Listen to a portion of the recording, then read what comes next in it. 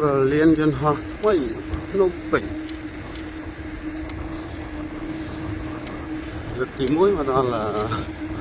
ផ្លូវនេះជិះកាត់ផ្លូវនេះបានជិះផ្លូវនេះលើកទី1ជិះកង់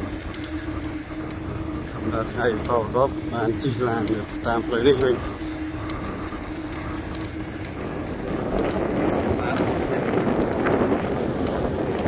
បានវាហើយខ្សែត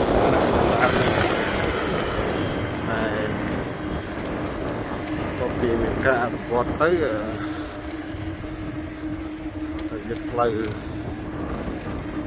រៀនយន្តហោះថ្មីពីមុនគឺវាបឹង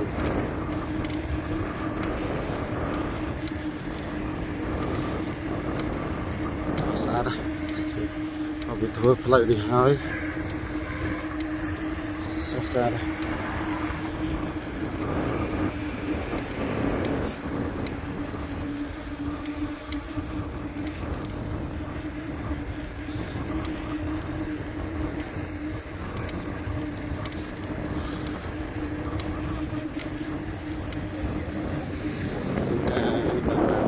អងផ្លូវនឹងថាសុនស្មា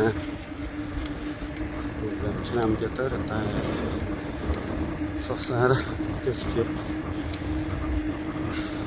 អមតាមប្លង់កាន់លើកថ្មីអេមទេសភាពអេម